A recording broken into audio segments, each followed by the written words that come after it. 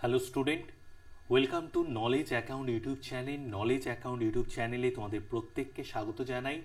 তোমরা এই WBPSCর ফুড এশায়ের যে মক টেস্ট, সেই মক টেস্ট তোমরা পারচেস করে নিতে পারো। এর লিঙ্ক ডেসক্রিপশানে দেওয়া আছে।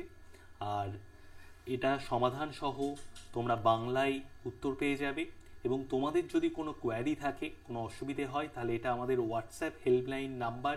এই হোয়াটসঅ্যাপ হেল্পলাইন নাম্বারে তোমরা আমাদেরকে মেসেজ করতে পারো, ঠিক আছে, যদি কোনো প্রবলেম হয়। তো আজকের ফার্স্ট কোশ্চেনে চলে যাই। ফার্স্ট কোশ্চেন দেখো কি বলছে, দুধের গড় পিএইচ মান কত? তো দুধের গড় পিএইচ মান যদি আমরা ধরে নিই, তাহলে এটা হবে গিয়ে তোমার 6.6। 6.6 হয়ে যাবে আমাদের সঠিক অ্যান্সার। দুধের গড় পিএইচ মান, আমরা গড় মানটা 6.6 পাবো। এটা রিলেটেড ইনফরমেশন আমরা জেনে নিই। দেখো, দুধের পিএইচ নির্ধারণ করে যে এটি অ্যাসিড বা ক্ষার হিসেবে বিবেচিত হয় কি না। এক গ্লাস গরুর দুধের পিএইচ মাত্রা কত? 6.4 থেকে 6.8। গরু থেকে প্রাপ্ত তাজা দুধ, সেই তাজা দুধের পিএইচ এর মান কত? 6.5 থেকে 6.6 এর মধ্যে থাকে। তার জন্য আমরা এই যে কোশ্চেনটায় দেখো 6.6টাকেই আমরা দুধের গড় পিএইচ মান হিসেবে রাইট অ্যান্সার করেছি। 6.1ও হবে না, 7.4ও হবে না, 8ও হবে না। তো 6.6 অপশন বি হয়ে যাবে আমাদের রাইট অ্যান্সার। এবং সময়ের সঙ্গে সঙ্গে দুধের পিএইচ কিন্তু পরিবর্তিত হয়। চলো নেক্সট কোশ্চেন দেখি। ছত্রাক হলো এমন একটি উদ্ভিদ যাতে কিসের অভাব রয়েছে? ছত্রাক উদ্ভিদে কিসের অভাব রয়েছে? ক্লোরোফিলের অভাব কিন্তু এই ছত্রাকে রয়েছে। তো ক্লোরোফিল হয়ে যাবে আমাদের সঠিক অ্যান্সার। ক্লোরোফিলের অভাব কিন্তু এই ছত্রাক উদ্ভিদে রয়েছে। এই রিলেটেড ইনফরমেশন জেনে নিই। ছত্রাক হলো উদ্ভিদ গোষ্ঠীর সবচেয়ে পুরনো সদস্য। ছত্রাকের অধ্যয়নকে বলা হয় মাইকোলজি। ছত্রাকগুলি ক্লোরোফিল বিহীন, নিউক্লিয়াস, নন ভাস্কুলার ও থলোফাইটের অণুজীব। ক্লোরোফিলের অভাব যেহেতু ছত্রাকে থাকে, ক্লোরোফিলের অভাব থাকায় এরা নিজেদের খাদ্য নিজেরা তৈরি করতে পারে না। ছত্রাক একটি থ্যালার সঙ্গে থ্যালাফাইট বা উদ্ভিদের মধ্যে হয়, যার কোনো শিকড়, কাণ্ড, ফুল এবং বীজ নেই। ওকে, চলো নেক্সট কোশ্চেন দেখি। কি একটি সরীসৃপকে সরীসৃপ করে তোলে? কি একটি সরীসৃপকে সরীসৃপ করে তোলে? ঠান্ডা রক্ত, উষ্ণ রক্ত, শুনতে অক্ষমতা, ডিম পাড়া। তো রাইট অ্যান্সার হয়ে যাবে আমাদের ডিম পাড়া। এটাই একটি সরীসৃপকে সরীসৃপ করে তোলে, ঠিক আছে। তো ডিম পাড়া হয়ে যাবে আমাদের রাইট অ্যান্সার। দেখো, মাছ বা উভচর প্রাণী বা সরীসৃপগুলো হচ্ছে হেটেরোথর্মিক প্রাণী, যার অর্থ তারা তাদের শরীরের তাপমাত্রা বজায় রাখতে অক্ষম। তাদেরকে ঠান্ডা রক্তের, সরীসৃপগুলোকে ঠান্ডা রক্তের প্রাণী বা পৈকিলোথার্মিক বা একটোথার্মিক প্রাণীও বলা হয়। এই কারণে মেরু অঞ্চলে সরীসৃপ খুব কম দেখা যায়। তাদের শরীর গরম করার জন্য, সরীসৃপদের শরীর গরম করার জন্য একটি বাহ্যিক তাপের উৎসের প্রয়োজন হয়। তাই এই সরীসৃপ প্রাণীগুলো দিনের বেলায় বেশি সক্রিয় থাকে। এই সময় তারা তাদের শরীরকে গরম করতে সূর্যের তাপ ব্যবহার করে, ঠিক আছে। চলো নেক্সট কোশ্চেন দেখি। কোন রক্তনালীগুলির ব্যাস সবচেয়ে ছোট? কোন রক্তনালীর ব্যাস সবচেয়ে ছোট? কোন রক্তনালীগুলির ব্যাস সবচেয়ে ছোট? তো রাইট অ্যান্সার হয়ে যাবে আমাদের ক্যাপিলারি। এই ক্যাপিলারি রক্তনালীগুলির ব্যাস হচ্ছে সব থেকে ছোট। এই রিলেটেড আমরা ইনফরমেশন জেনে নিই। ক্যাপিলারি হলো মানব দেহের ক্ষুদ্রতম এবং সর্বাধিক অসংখ্য রক্তনালী নিয়ে গঠিত। এর ব্যাস কত? 5 থেকে 10 মাইক্রোমিটার পর্যন্ত এর ব্যাস হয়।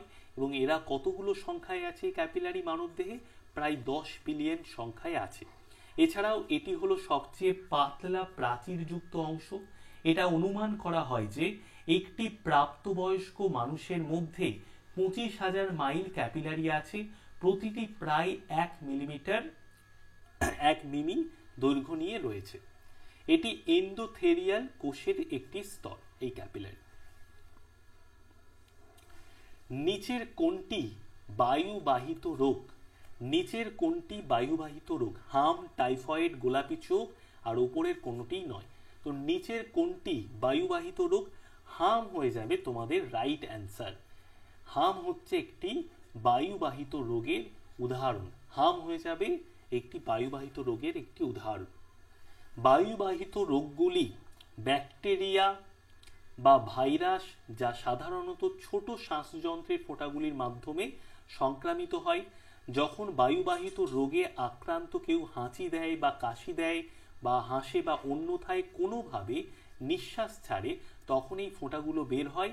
এই ধরনের সংক্রমণ ঘটে যখন লোকেরা একে অপরের মধ্যে প্রায় 6 ফুটের মধ্যে, যখন একটি লোক আরেকটি লোকের 6 ফুটের মধ্যে থাকে, তখন এই ব্যাকটেরিয়া ভাইরাসগুলো ট্রান্সফার হয়ে যায়। হাম হলো সবচেয়ে সংক্রামক রোগগুলির মধ্যে একটি। এই রোগটি মানুষের কাছাকাছি গেলে, এই রোগে আক্রান্ত ব্যক্তির কাছাকাছি গেলে প্রায় 90% চান্স থাকে মানুষকে এই হাম রোগে প্রভাবিত করার। এটি একটি ভাইরাস যা নাক, গলার শ্লেষ্মায় বাস করে এবং কাশি এবং হাঁচির মাধ্যমে এই হাম ভাইরাসটা ছড়িয়ে পড়ে। ঠিক আছে, চলো। শরীরের কোন অঙ্গ পিত্ত নামে পরিচিত একরকম তরল পদার্থ উৎপন্ন করে? তো শরীরের কোন অঙ্গ পিত্ত নামে পরিচিত এবং একটি তরল পদার্থ উৎপন্ন করে? লিভার হয়ে যাবে আমাদের সঠিক অ্যান্সার। আমাদের সঠিক অ্যান্সার হয়ে যাবে লিভার। পিত্ত একটি ইমালসিফিয়ার তরল। এটি লিভার দ্বারা তৈরি হয়, পরে পিত্তথলিতে সংরক্ষিত হয় এবং ডুওডেনামে পৌঁছয়। পিত্ত, পিত্ত লবণ, কোলেস্টেরল এবং পিত্ত রঞ্জক দিয়ে গঠিত হয়। নিম্নলিখিত হরমোনগুলির মধ্যে কোনটি স্টেরয়েড?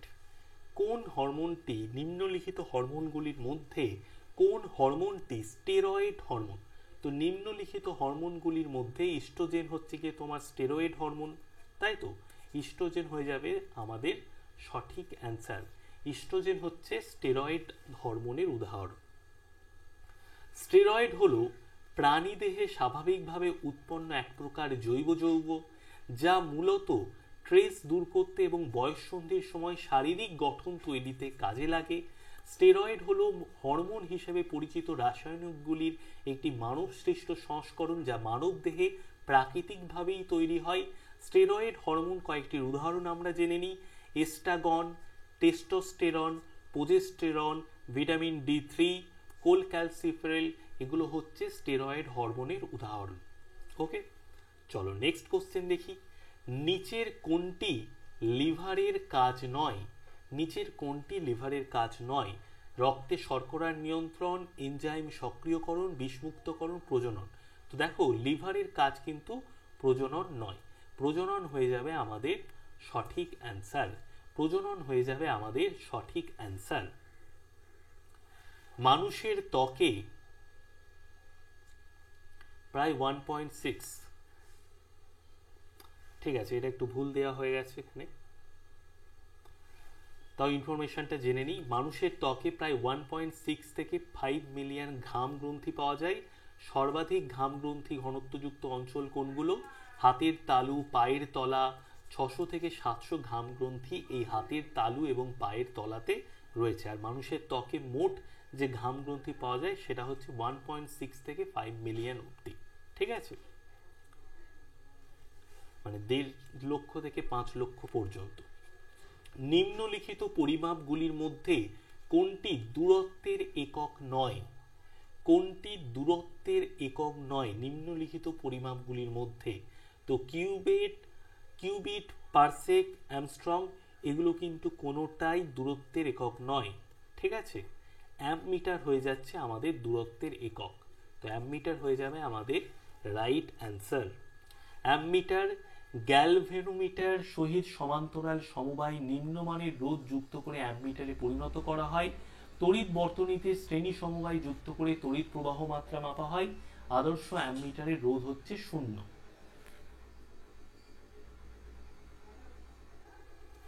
ব্ল্যাক হোল ট্র্যাজেডির সঙ্গে যুক্ত হলো কোনটি? ব্ল্যাক হোল ট্র্যাজেডির সঙ্গে যুক্ত, তো ব্রিটিশদের ম্যাঙ্গালোর জয়, তৃতীয় আংলো আফগান জয়, ব্রিটিশদের বাংলা জয়, প্রথম অ্যাংলো আফগান যুদ্ধ। তো ব্রিটিশদের বাংলা জয় এটার সাথেই কিন্তু এই ব্ল্যাক হোল ট্র্যাজেডিটা যুক্ত। ব্ল্যাক হোল ট্র্যাজেডিটা কি সেটা আমরা একটু জেনে নিই। ব্ল্যাক হোল ট্র্যাজেডি হলো ব্রিটিশদের বাংলা বিজয়ের সাথে যুক্ত নবাব সিরাজদৌল্লা যখন 1756 সালে ইংরেজদের হাত থেকে ফোর্ট উইলিয়াম দুর্গ দখল করে নেয়, তখন ব্রিটিশ যুদ্ধবন্দীদের একটি ঘরের মধ্যে, একটি ছোট ঘরের মধ্যে এক রাতের জন্য আটকে রাখা হয়েছিল। এই ছোট ঘরের মধ্যে যখন আটকে রাখা হয়েছিল তখন 146 জন শ্বেতাঙ্গ বন্দী ছিল, 146 জন ব্রিটিশ যুদ্ধবন্দী ছিল, যাদের মধ্যে এক রাতের মধ্যে প্রচুর যুদ্ধবন্দী মারা যায় এবং মাত্র 23 জন বেঁচে থাকে। এই যে 23 জন বেঁচে থাকে আর বাদবাকি জন যে মারা যায়, এটাই ব্ল্যাক হোল ট্র্যাজেডি নামে পরিচিত হয়েছে। এই ঘটনাই ব্ল্যাক হোল ট্র্যাজেডি নামে পরিচিত হয়েছে। কর্ণাটকের যুদ্ধ 1740 থেকে 1763 পর্যন্ত হয়েছিল। 3টে কর্ণাটকের যুদ্ধ হয়েছিল। নিম্নলিখিত কোন ইউরোপীয় শক্তির মধ্যে লড়াই হয়েছিল? তো এই কর্ণাটকের যুদ্ধ নিম্নলিখিত কোন ইউরোপীয় শক্তির মধ্যে লড়াইটা হয়েছিল? তো সঠিক অ্যান্সার হয়ে যাবে ইংরেজ এবং ফরাসি। সঠিক অ্যান্সার হয়ে যাবে ইংরেজ এবং ফরাসি। ইংরেজ ফরাসির মধ্যে এই কর্ণাটকের যুদ্ধ হয়। দেখো, প্রথম কর্ণাটকের যুদ্ধ হয়েছিল 1744 থেকে 48 অবধি। এটি ইউরোপে অ্যাংলো ফরাসি প্রতিদ্বন্দ্বিতার একটি সম্প্রসারণ ছিল। 1748 সালে আইলা স্যাপেন চুক্তির মাধ্যমে এই যুদ্ধটা শেষ হয়। দ্বিতীয় কর্ণাটকের যুদ্ধ, দেখো দ্বিতীয় কর্ণাটকের যুদ্ধ হয়েছিল 1749 থেকে 58 অবধি। যদিও এটি অমীমাংসিত ছিল, তবু এটি ইংরেজদের তুলনায় দক্ষিণ ভারতে ফরাসি শক্তিকে ক্ষুণ্ণ করে। ফরাসি গভর্নর জেনারেল ডুপ্লে দ্বিতীয় কর্ণাটকের যুদ্ধের সময় মুজফ্ফর জংয়ের দাবিকে সমর্থন করেছিলেন। তৃতীয় কর্ণাটকের যুদ্ধ হয়েছিল 1758 থেকে 1763 অবধি। এই সময়টাই এটি ছিল একটি নির্ণায়ক যুদ্ধ, যা বন্দিবাসের যুদ্ধ নামেও পরিচিত। প্যারিস চুক্তি 1763 দ্বারা ফরাসিদের শুধুমাত্র বাণিজ্যিক উদ্দেশ্যে ভারতীয় বসতি ব্যবহার করার অনুমতি দেওয়া হয় এবং বসতি দুর্গকে নিষিদ্ধ করে দেওয়া হয়েছিল। ঠিক আছে, ইংরেজরা জয়লাভ করেছিল তৃতীয় কর্ণাটকের যুদ্ধে। বান্দা বাহাদুর পরাজিত নিহত হন। বান্দা বাহাদুর কখন পরাজিত ও নিহত হন? কার কাছে পরাজিত ও নিহত হন? তো ফারকুশিয়ার, বাহাদুর শাহ ওয়ান, মোহাম্মদ শাহ, নাদির শাহ। তো রাইট অ্যান্সার হয়ে যাবে আমাদের ফারকুশিয়ার দ্বারা কিন্তু এই বান্দা বাহাদুর পরাজিত এবং নিহত হয়েছিলেন। তো শেষ শিখ গুরু ছিলেন গুরু গোবিন্দ সিং। এই গুরু গোবিন্দ সিং এর হত্যার পর বান্দা বাহাদুরের নেতৃত্বে শিখদের একটি অংশ বাহাদুর শাহের শাসনকালে মুঘলদের বিরুদ্ধে বিদ্রোহ করে। 1715 সালে বান্দা বাহাদুর ফারকুশিয়ারের কাছে পরাজিত হন এবং 1715 সালে বান্দা বাহাদুর ফারকুশিয়ারের কাছে পরাজিত হন এবং তাকে 1716 সালে এই বান্দা বাহাদুরকে মৃত্যুদণ্ড দেওয়া হয়েছিল। পর্তুগিজরা ব্রিটিশদের হাতে মুম্বাই বা বোম্বে হস্তান্তর করার উপলক্ষ কি ছিল? পর্তুগিজরা ব্রিটিশদের হাতে যে মুম্বাই বা বোম্বে এটাকে যে হস্তান্তর করে দিয়েছিল, তার প্রধান কারণ ছিল ক্যাথরিন ব্রিগেঞ্জা পর্তুগিজ রাজকুমারীর সাথে দ্বিতীয় চার্লসের বিয়ে। ক্যাথরিন ব্রিগেঞ্জা পর্তুগিজ রাজকুমারীর সাথে দ্বিতীয় চার্লসের বিয়ের জন্য পর্তুগিজরা ব্রিটিশদের হাতে মুম্বাই বা বোম্বেটাকে হস্তান্তর করে দিয়েছিল। পর্তুগিজ রাজকুমারী ক্যাথরিনের ব্রিগেঞ্জার সাথে দ্বিতীয় চার্লসের বিয়ে ছিল। পর্তুগিজরা ব্রিটিশদের হাতে বোম্বে বা মুম্বাইটাকে হস্তান্তর করে দিয়েছিল যৌতুকের অংশ হিসেবে। পর্তুগিজরা ইংরেজদের কাছে এই বোম্বেটাকে হস্তান্তর করে দিয়েছিল। তো প্রধান কারণ হচ্ছে ক্যাথরিন ব্রিগেঞ্জার সাথে, পর্তুগিজের রাজকুমারী ক্যাথরিন ব্রিগেঞ্জার সাথে দ্বিতীয় চার্লসের বিয়ে। 1613 সালে সুরাটে জাহাঙ্গীর দ্বারা ইংরেজদেরকে কারখানা স্থাপনের জন্য একটি ফরমান ইস্যু করার কারণ কি? 1613 সালে সুরাটে জাহাঙ্গীর দ্বারা ইংরেজদেরকে কারখানা স্থাপনের জন্য একটি ফরমান ইস্যু করার কারণ কি ছিল? তো দেখো, ইংরেজ ও পর্তুগিজদের মধ্যে পুনর্মিলন, নূরজাহানকে ঘুষ দেওয়ার কারণে পর্তুগিজদের উৎখাত করতে মুঘল সম্রাটকে নৌ সহায়তায় একটি গোপন প্রস্তাব, ইংরেজদের দ্বারা পর্তুগিজ নৌবাহিনীর পরাজয়। তো ইংরেজদের দ্বারা পর্তুগিজ নৌবাহিনীর পরাজয় হয়ে যাবে, এটা আমাদের সঠিক অ্যান্সার। 1613 সালে জাহাঙ্গীর সুরাটে স্থায়ীভাবে একটি কারখানা স্থাপনের জন্য ইংরেজদের অনুমতি প্রদান করে একটা ফরমান জারি করে। 1612 সালে নবগঠিত সংস্থাটি ক্যাপ্টেন থমাস বেস্টের অধীনে 4টি জাহাজ পাঠিয়েছিল ভারতের সাথে বাণিজ্য করার জন্য। এই জাহাজগুলি মার্কেন্টাইল জাহাজ ছিল। পরাজিত পর্তুগিজরা, যারা কমপক্ষে 100 বছর ধরে সুরাটে ছিল, এই পরাজয় সম্রাট জাহাঙ্গীরকে অনেকটাই প্রভাবিত করে। এই কারণেই জাহাঙ্গীর ইংরেজদেরকে কারখানা স্থাপনের একটি ফরমান ইস্যু করেছিল। ভারতে তাদের বাণিজ্যের জন্য ডাচদের দ্বারা ব্যবহৃত ভারতীয় বন্দরটি হলো, ডাচদের দ্বারা ব্যবহৃত ভারতীয় বন্দরটি কোনটি? বাণিজ্যের জন্য পুলিকট, মাসুলিপট্টনম, নাগপট্টম, সবকটি। তো দেখো, পুলিকট, মাসুলিপট্টম, নাগপট্টম এই তিনটেই কিন্তু আমাদের ভারতীয় ডাচরা বাণিজ্যের জন্য ব্যবহার করত। তো রাইট অ্যান্সার হয়ে যাবে অপশন ডি। হল্যান্ড বা বর্তমান নেদারল্যান্ডসের জনগণকে ডাচ বলা হয়। পর্তুগিজদের পাশাপাশি ডাচরাও 1602 সালে ভারতে আসে এবং Netherlands United east India company গঠন করে এবং ডাচ সরকার ভারত সহ ইস্ট ইন্ডিজ বাণিজ্য করার অনুমতি দেয়। ঐতিহাসিকভাবে ডাচরা ছিল সমুদ্র বাণিজ্যে বিশেষজ্ঞ। ভারতে বাণিজ্যের জন্য ফরাসি ইস্ট ইন্ডিয়া কোম্পানির প্রতিষ্ঠাতা ছিলেন। ভারতে বাণিজ্যের জন্য ফরাসি ইস্ট ইন্ডিয়া কোম্পানির প্রতিষ্ঠাতা কে ছিলেন? প্রতিষ্ঠাতা ছিলেন কোলবার্ট। কোলবার্ট হয়ে যাবে আমাদের সঠিক অ্যান্সার। যদি ক্লাসটা ভালো লাগে অবশ্যই লাইক করে দিও। সোম থেকে শুক্র প্রতিদিন সকাল 10টায় বা দুপুর 12টায় আমি জিকে প্র্যাকটিস সেশনে ক্লাস নিয়ে আসি। ভারতে বাণিজ্যের জন্য ফরাসি ইস্ট ইন্ডিয়া কোম্পানির প্রতিষ্ঠাতা ছিলেন কোলবার্ট। 1665 থেকে 1683 সাল পর্যন্ত ফরাসি কন্ট্রোলার জেনারেল অফ ফিনান্স হিসেবে দায়িত্ব পালন করেন। কোম্পানি ডেস ইন্ডিস ওরিয়েন্টাল ফার্নাইট ফরাসি ইস্ট ইন্ডিয়া কোম্পানি তিনি তৈরি করেছিলেন। 1668 সালে ফ্র্যাঙ্কাইস ক্যারন সুরাটে প্রথম ফরাসি কারখানাটি স্থাপন করেছিলেন। এর মধ্যে কে 1967 থেকে 1969 সালের মধ্যে প্রথম অ্যাংলো মহীশূর যুদ্ধের প্রাক্কালে ট্রিপল অ্যালায়েন্সের বা ত্রিশক্তি জোটের অংশ ছিল না? 1967 থেকে 1969 সালের প্রথম অ্যাংলো মহীশূর যুদ্ধের প্রাক্কালে ত্রিশক্তি জোটের অংশ ছিল না। তো ইংরেজ, হায়দ্রাবাদের নিজাম, মারাঠা এরা ত্রিশক্তি জোটের অংশ ছিল। ট্রেভাঙ্করের রাজা কিন্তু ত্রিশক্তি জোটের অংশ ছিল না। তো অপশন ডি হয়ে যাবে আমাদের রাইট অ্যান্সার। হায়দার আলী একটি শক্তিশালী সেনাবাহিনী নির্মাণ করেন এবং বিদনুর, কানাড়া, সেরা, মালাবার, সুন্দা সহ দক্ষিণের অনেক অঞ্চল দখল করে নেন। তিনি তার সেনাবাহিনীর প্রশিক্ষণে ফরাসি সমর্থনও নিয়েছিলেন। এটি মূলত ব্রিটিশদেরকে ভয় পাইয়ে দিয়েছিল, শঙ্কিত করেছিল। এর ফলে ব্রিটিশরা মারাঠা, হায়দ্রাবাদের নিজাম সহ মহীশূরের বিরুদ্ধে যুদ্ধ ঘোষণা করে। 1666 সালে মারাঠারা মহীশূর আক্রমণ করলে যুদ্ধ শুরু হয়। ব্রিটিশ শাসনকালে ভারতের অর্থনৈতিক নিষ্কাশন তত্ত্বকে কে প্রথম ব্যাখ্যা করেছিলেন? ব্রিটিশ শাসনকালে ভারতের অর্থনৈতিক নিষ্কাশন তত্ত্বকে প্রথম কে ব্যাখ্যা করেছিলেন? দাদাভাই নৌরোজি এই অর্থনৈতিক নিষ্কাশন তত্ত্বকে প্রথম দাদাভাই নৌরোজি ব্যাখ্যা করেছিলেন। 1867 সালে দাদাভাই নৌরোজি সম্পদের নিষ্কাশন তত্ত্বটি সামনে রেখেছিলেন, যেখানে তিনি বলেছিলেন যে ব্রিটেন ভারতকে পুরোপুরি নিষ্কাশিত এবং শোষণ করছে। তিনি তার poverty and earn British rule in India বইতে এই সম্পদের নিষ্কাশন এই তত্ত্বটার উল্লেখ করেন। তার বইতে তিনি ব্রিটেনের 200 থেকে 300 মিলিয়ন পাউন্ড রাজস্ব ক্ষতির কথাও বলেছিলেন।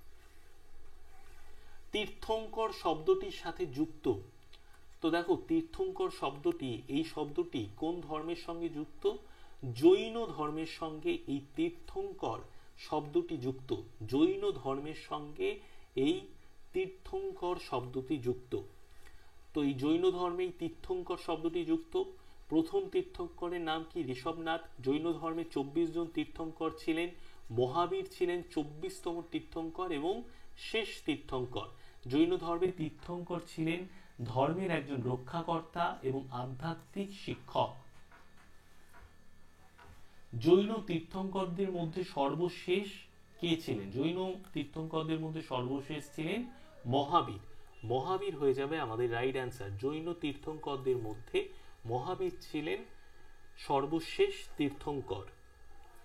মহাবীর 599 খ্রিস্টপূর্বাব্দ বা 527 খ্রিস্টপূর্বাব্দ বর্ধমান নামেও তিনি পরিচিত ছিলেন। ঠিক আছে, তিনি ছিলেন 24তম জৈন তীর্থঙ্কর। তিনি ছিলেন জৈন তীর্থঙ্করদের মধ্যে সর্বশেষ। তিনি খ্রিস্টপূর্ব 599 সালে ভারতের বিহার রাজ্যে জন্মগ্রহণ করেন। ঠিক আছে, 527 খ্রিস্টপূর্বাব্দ অবধি তিনি বেঁচে ছিলেন। তিনি অহিংসা, সত্যবাদিতা, সত্য, চুরি না করা, মন সহ ইন্দ্রিয়কে নিয়ন্ত্রণ করা, জাগতিক কামনা থেকে দূরে থাকা, এই 5টি শিরোনামে 5টি নৈতিক শিক্ষা দিয়ে জৈন ধর্মকে পুনরুজ্জীবিত করার চেষ্টা করে। ঠিক আছে, এই 5টি কি কি? একটা হচ্ছে অহিংসা, একটা সত্যবাদিতা, একটা অন্তেয় মানে চুরি না করা, একটা ব্রহ্মচর্য পালন, মনকে নিয়ন্ত্রণ করা এবং জাগতিক কামনা থেকে দূরে থাকা, অপরিগ্রহ। এই 5টি নৈতিক শিক্ষা জৈন ধর্মকে মানুষদের দিয়ে জৈন ধর্মকে নতুনভাবে পুনরুজ্জীবিত করার চেষ্টা করেন। হিউয়েন সাং জৈন ধর্মকে কোথায় সমৃদ্ধ হতে দেখেছিলেন? উড়িষ্যা, কাশ্মীর, বাংলা, বিহার। তো হিউয়েন সাং এই যে জৈন ধর্ম, এই জৈন ধর্মকে কোথায় সমৃদ্ধ হতে দেখেন? বিহারে। বিহারে এই জৈন ধর্মের তখন প্রচার প্রবলভাবে হচ্ছিল হিউয়েন সাং যখন ভারতবর্ষ ভ্রমণ করছেন। তো বিহার হয়ে যাবে, অপশন ডি হয়ে যাবে আমাদের রাইট অ্যান্সার। অপশন ডি হয়ে যাবে আমাদের রাইট অ্যান্সার। হিউয়েন সাং ছিলেন বিখ্যাত চীনা পর্যটক যিনি প্রাচীন সময়ে ভারত সফর করেছিলেন, তাই তাকে পর্যটকদের রাজকুমার নামও বর্ণনা করা হয়, পর্যটকদের রাজকুমারও বলা হয়। তার ভারত সফরের হর্ষবর্ধনের রাজত্বের সময় তিনি ভারত সফর করেন। তিনি বিহারে জৈন ধর্মকে সমৃদ্ধ হতে দেখেছিলেন। নিম্নলিখিত কোন পিটকে আচরণ বিধি উল্লেখ করা হয়েছে যা বৌদ্ধ অনুসারী দ্বারা অনুসরণ করা হয়? তো আমরা 3টে পিটকের কথা জানি, একটা হচ্ছে বিনয় পিটক, একটা সুত্ত পিটক, একটা হচ্ছে অভিধর্ম পিটক। তো এই 3টের মধ্যে কোনটাতে আচরণ বিধি উল্লেখ করা হয়েছে এবং যেটা বৌদ্ধ অনুসারীরা অনুসরণ করে? বিনয় পিটক হয়ে যাবে আমাদের রাইট অ্যান্সার। বিনয় পিটকে বৌদ্ধ আচরণ বিধির কথা উল্লেখ করা হয়েছে যা বৌদ্ধ অনুগামীরা অনুসরণ করে। বিনয় পিটক একটি বৌদ্ধ ধর্মগ্রন্থ। ত্রিপিটকের 3টি অংশের মধ্যে একটি অংশ বিনয় পিটক। ত্রিপিটকের অন্য 2টি অংশ হলো সুত্ত পিটক এবং অভিধর্ম পিটক। এর প্রাথমিক বিষয়বস্তু হলো সন্ন্যাসী এবং সন্ন্যাসিনীদের জন্য মঠের নিয়ম কানুন। বিনয় পিটকের প্রাথমিক বিষয়বস্তু। লুনি নদী নিচের কোথায় পতিত হয়েছে? লুনি নদী কোথায় পতিত হয়েছে? কচ্ছের রণে পতিত হয়েছে। লুনি নদী কচ্ছের রণে পতিত হয়েছে। কচ্ছের রণ হয়ে যাবে আমাদের রাইট অ্যান্সার। লুনি নদী কচ্ছের রণে পতিত হয়েছে। লুনি পশ্চিম রাজস্থান রাজ্যের একটি নদী, পশ্চিম রাজস্থানের। এটি আজমেরের কাছে আরাবল্লী রেঞ্জের পুষ্কর উপত্যকায় থেকে উৎপন্ন হয়েছে এবং গুজরাটে কচ্ছের রণে এসে শেষ হয়েছে। লুনি নদীর দৈর্ঘ্য কত? 495 কিলোমিটার হলো লুনি নদীর দৈর্ঘ্য। লুনির ডান তীরের একমাত্র উপনদীর নাম হলো যোজারি, আর বাম তীরের যে উপনদীগুলো আছে লুনি নদীর, সেই লুনি নদীর বাম তীরের উপনদীগুলো হলো জওয়াই, সুকরি, বাঁদি, গুহিয়া, খাড়ি, সাগি। এগুলো হচ্ছে লুনি নদীর বাম তীরের উপনদী। এছাড়াও লুনি নদীর উপরে 2টি সেচ প্রকল্প গড়ে উঠেছে, একটা হচ্ছে সর্দার সমন্ত এবং একটা হচ্ছে জওয়াই বাঁধ। এই 2টো সেচ প্রকল্প লুনি নদীর উপরে গড়ে উঠেছে। নিচের কোনটি কাশ্মীরের ভ্যালিতে খুঁজে পাওয়ার সম্ভাবনা রয়েছে? তো চর, কারেওয়া, বুগিয়াল বিল। তো এই কারেওয়া কাশ্মীরের ভ্যালিতে খুঁজে পাওয়ার সম্ভাবনা রয়েছে। কারেওয়া হয়ে যাবে আমাদের সঠিক অ্যান্সার। কারেওয়া হয়ে যাবে আমাদের সঠিক অ্যান্সার। কাশ্মীরের ভ্যালি পশ্চিম জম্মু এবং কাশ্মীরের আন্তঃমর্টেন উপত্যকা, যার পার্শ্বে উত্তর পূর্বাঞ্চলের হিমালয় এবং দক্ষিণ পশ্চিমে পীর পাঞ্জল রেঞ্জের প্রধান পরিসর রয়েছে।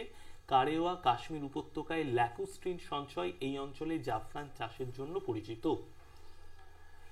ভারতের পতিত জমির সর্বাধিক অংশ কোন ভারতীয় রাজ্যের মধ্যে রয়েছে? গুজরাট, অন্ধ্রপ্রদেশ, মধ্যপ্রদেশ, রাজস্থান। ভারতের পতিত জমির সর্বাধিক অংশ যে রাজ্যের মধ্যে রয়েছে সেটা হচ্ছে আমাদের রাজস্থান। রাজস্থান রাজ্যের মধ্যে সর্বাধিক পতিত জমি রয়েছে। রাজস্থান হয়ে যাবে আমাদের সঠিক অ্যান্সার। রাজস্থান হয়ে যাবে আমাদের সঠিক অ্যান্সার। ভারতের জাতীয় ক্রীড়া দিবস কবে পালন করা হয়? ভারতের জাতীয় ক্রীড়া দিবস কবে পালন করা হয়?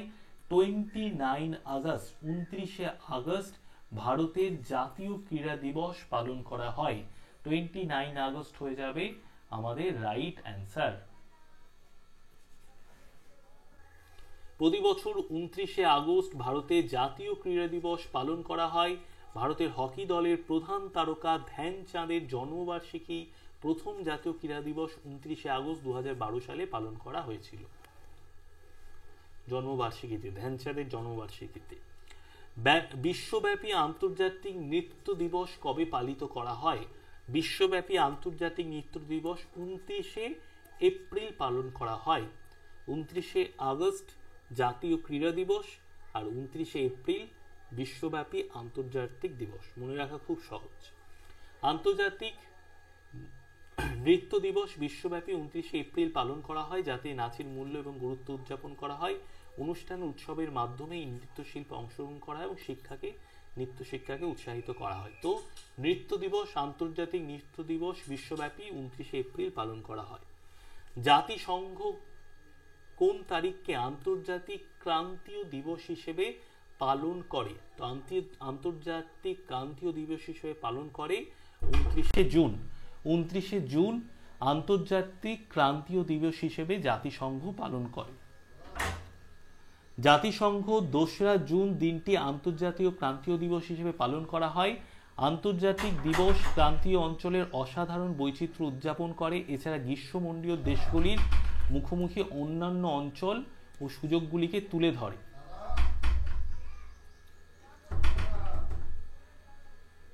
এক মিনিট। সৌরজগতে বৃহত্তম চাঁদ কোনটি? তো এটা তোমাদের হোমওয়ার্ক থাকছে। সৌরজগতে বৃহত্তম চাঁদ কোনটি? এটা তোমাদের হোমওয়ার্ক থাকছে। অ্যান্সারটা তোমরা কমেন্টে দিয়ে দিও। মরুভূমি নিচের কোনটিতে সর্বাধিক দৈনন্দিন তাপমাত্রার পার্থক্য রয়েছে? তো মরুভূমি, পর্বতমালা, মালভূমি, মহাসাগর। মরুভূমিতে সর্বাধিক দৈনন্দিন তাপমাত্রার পার্থক্য আমরা লক্ষ্য করতে পারি। ঠিক আছে।